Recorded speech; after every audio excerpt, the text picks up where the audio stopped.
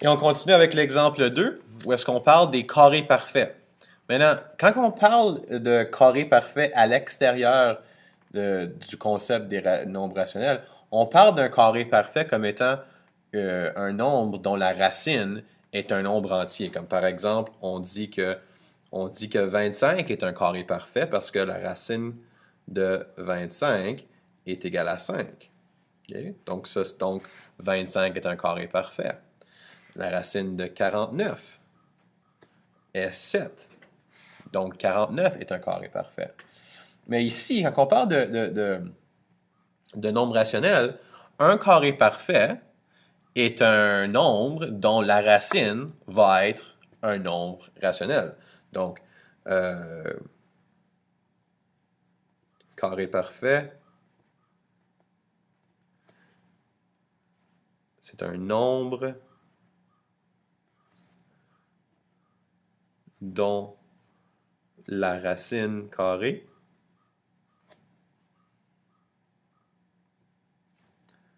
est un nombre rationnel.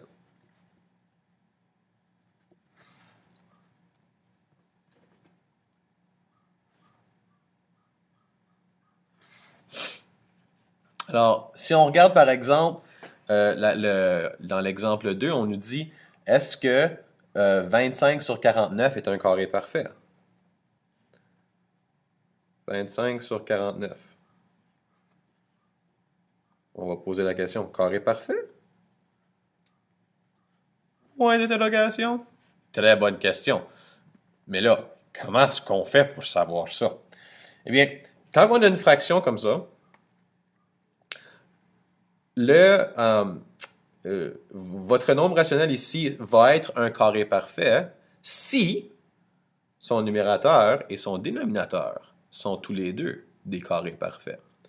Alors, on sait que 25 est un carré parfait parce que la racine de 25, c'est 5. Et on sait que 49 est un carré parfait parce que la racine de 49, c'est 5. Excuse, c'est 7. Donc, étant donné que le numérateur est un carré parfait et le dénominateur est un carré parfait, cela veut dire que 25 sur 49 est un carré parfait. Donc, oui.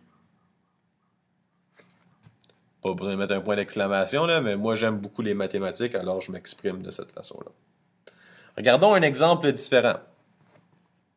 0,4.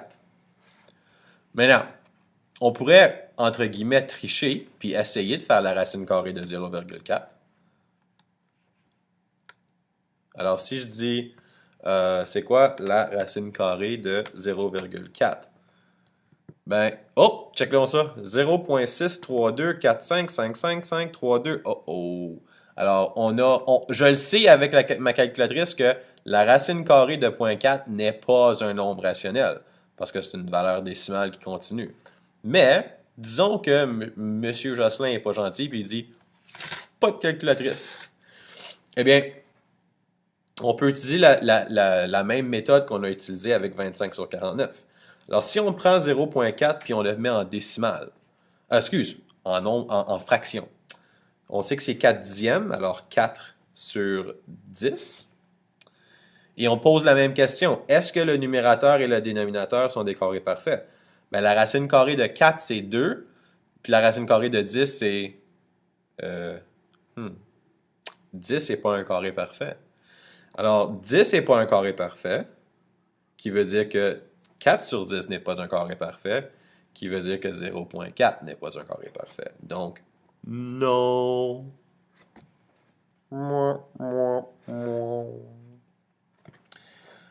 Alors, voilà comment on fait pour déterminer si un nombre rationnel est un carré parfait.